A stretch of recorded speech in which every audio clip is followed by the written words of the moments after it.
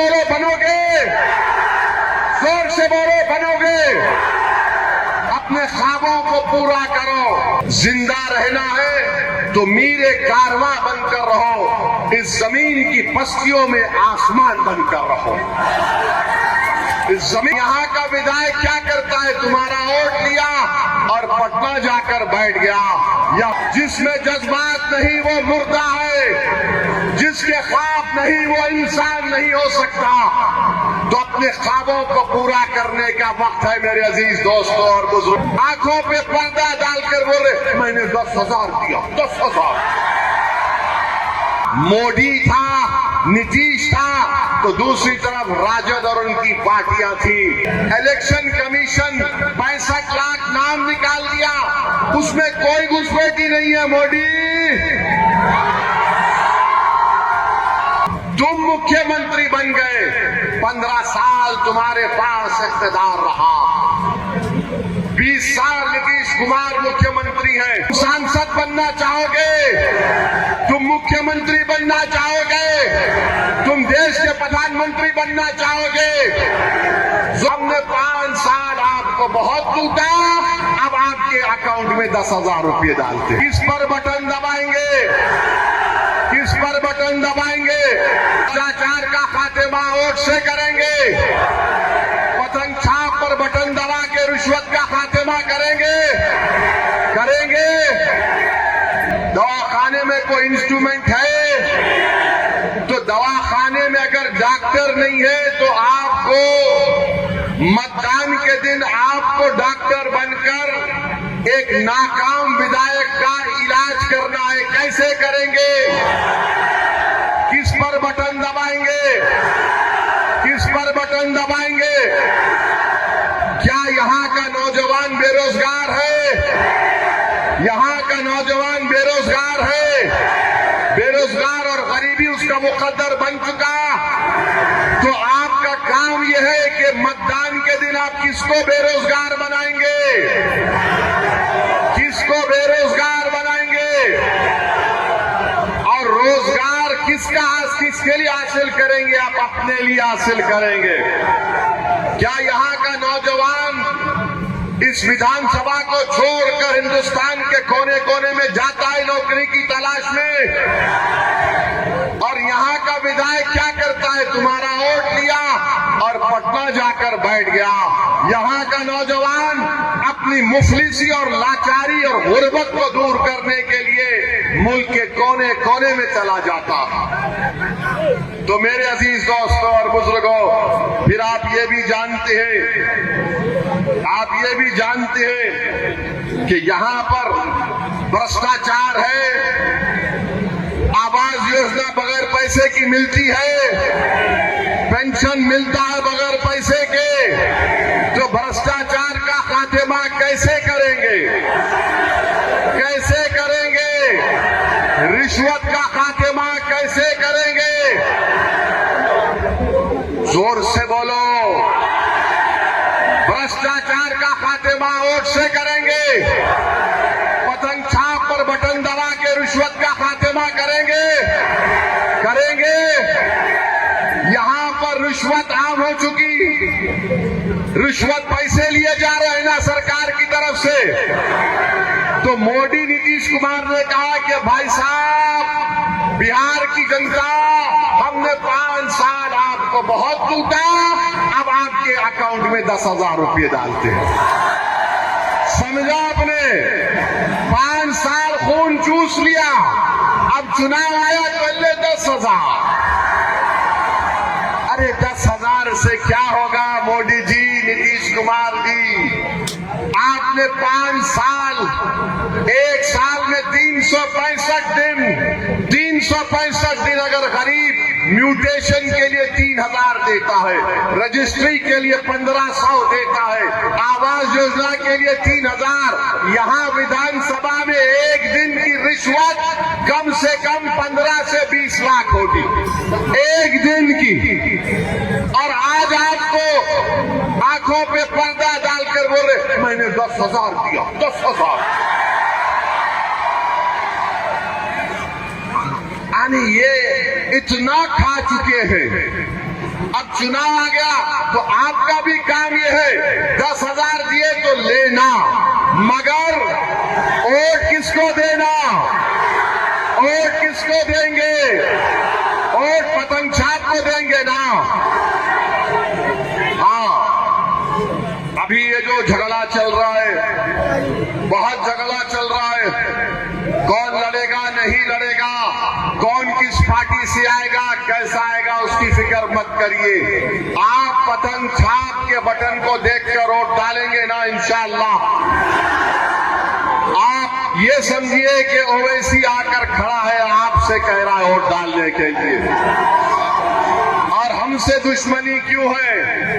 हमसे दुश्मनी इसलिए है कि ये नहीं चाहते कि तुम नेता बनो, ये नहीं चाहते कि तुम लीडर बनो, ये नहीं चाहते कि तुम अपने मुकद्दर के फैसले करो, ये नहीं चाहते कि तुम उनकी आंख में आंख डालकर उनको देखकर कहो कि मैं गुलामी नहीं चाहता, मैं अपना हक चाहता हूं।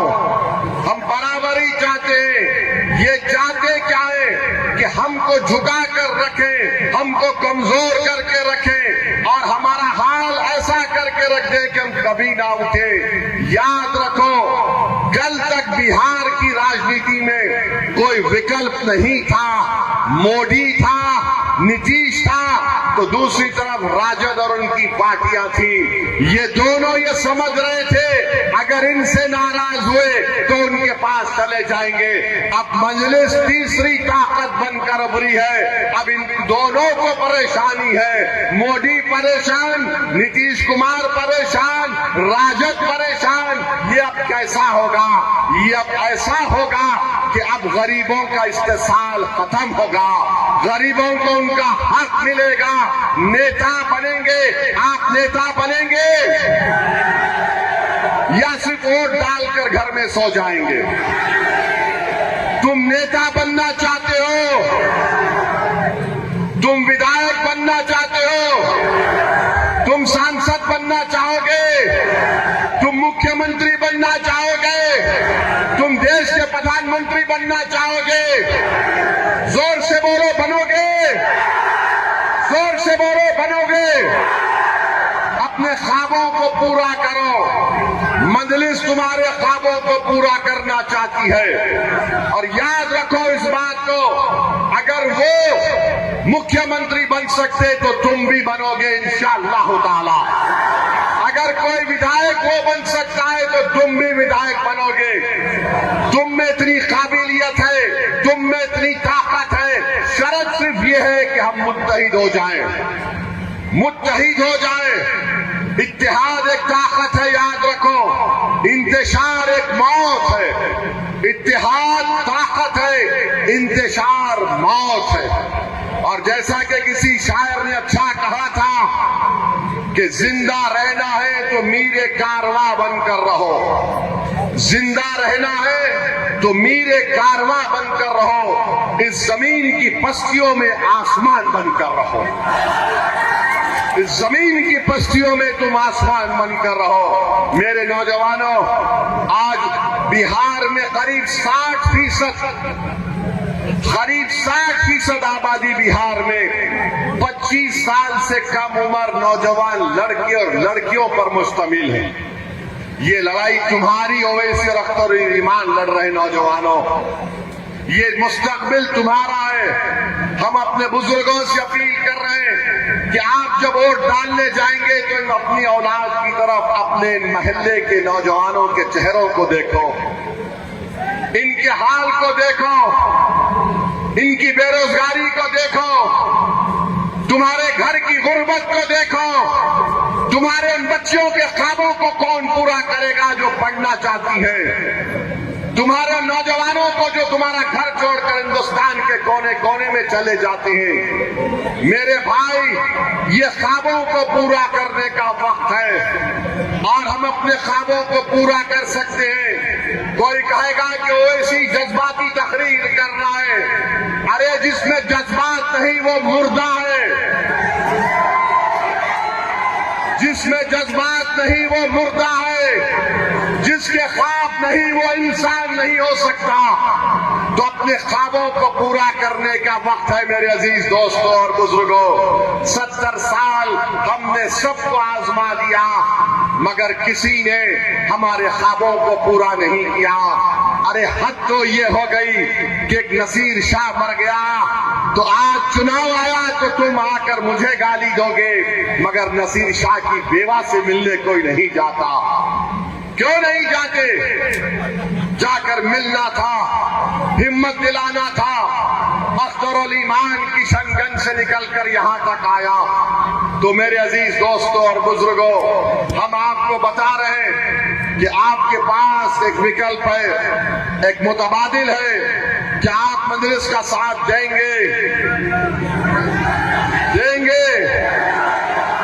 वोट डालेंगे, वोट डलवाएंगे, अपने माँ बाप को राजी करवाएंगे, खुद वोट डालेंगे, या फिर कोई आके तुम्हारे कान में बोले ऐसा बोलेगा, अरे नहीं नहीं बी टीम।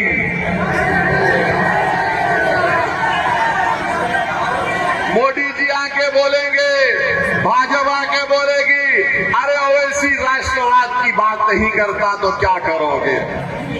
मेरे भाई याद रखो, इन्हीं बातों को हम सुन सुनकर थक जाती है, मगर हमारे हौसले पस्त नहीं होते हैं। हम किसी की टीम नहीं, हम जनता की टीम थे और हमेशा रहेंगे। बीजेपी से हमको सर्टिफिकेट नहीं चाहिए राष्ट्रवाद का, ना हमको ये नाम निहाद सेकुलर पार्टी से सर्टिफिकेट चाहिए कि हम सेकुलर हैं। अरे हम सेकुलर थे, है और रहेंगे। उनको बताना पड़ेगा जो बार बार बोलते एम वाई समीकरण, एम वाई समीकरण। अरे बताओ ये एम वाई में क्या फायदा हुआ? तुम मुख्यमंत्री बन गए, 15 साल तुम्हारे पास इख्तियार रहा, 20 साल नीतीश कुमार मुख्यमंत्री हैं। आज आपके पास एक सुनहरा मौका आया है कि आप अपने वोट का सही इस्तेमाल करें, भारत की जमहूरियत को मजबूत करिए, नाइंसाफी का खात्मा करिए, अपने मुकद्दर के फैसले खुद करिए, और यही आपकी कामयाबी होगी। नौजवानों, जब तुम यहां से उठकर जाओगे, ये पैगाम लेकर जाओ कि आने वाला कल तुम्हारा है, ये लड़ाई तुम्हारे मुस्तकबिल की है, और हम एक ताकतवर बिहार को देखना चाहते हैं जहां पर सब लोगों से इंसाफ होगा। समानता की बात सिर्फ लफ्जी जुमला नहीं होगी, बल्कि उस पर अमल होगा। बराबरी की बात होगी, हिस्सेदारी की बात होगी, अब गुलामी की बात नहीं होगी।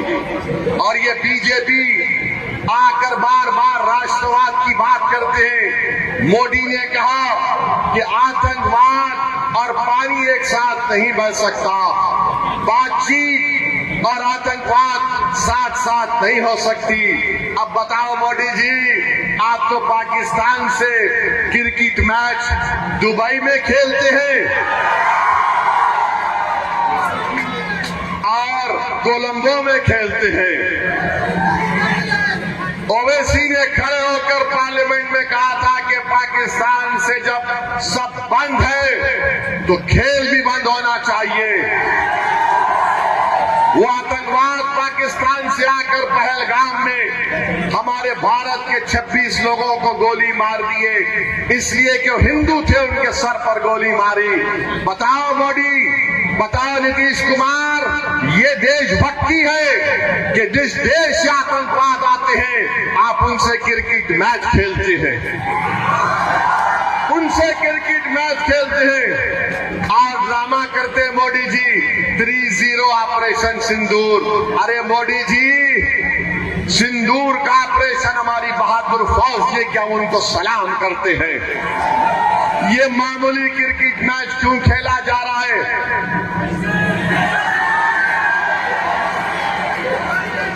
किसके लिए खेला जा रहा है? किसके लिए खेला जा रहा है? ये देशभक्ति होती है, ये देशभक्ति होती है। नहीं नहीं, ये बाइलैटरल मल्टीलैटरल, अरे भाड़ में जाए बाइलैटरल मल्टीलैटरल। अच्छा, ये मोदी जी 7,000 रुपये दिए। अरे जो सैलाब आता है, जमीन कटती है, कुछ इंतजाम किया नहीं। और मोदी जी बोलते यहां पर घुसपैठी घुस गए हैं। नेपाल में क्या हुआ आपको पता नहीं, बांग्लादेश में क्या हुआ आपको पता नहीं। इलेक्शन कमीशन 65 लाख नाम निकाल दिया, उसमें कोई घुसपैठी नहीं है। मोदी कहां चले गए? तो मालूम हुआ हमको बदनाम करने के लिए बात कही जाती है। बहरहाल इंशाअल्लाह चुनाव के दौरान में एक मर्तबा मैं फिर इस विधानसभा में आऊंगा और आपसे फिर से अपील करूंगा कि अपने इत्तेहाद की ताकत और कुव्वत पर मजलिस पार्टी के उम्मीदवार को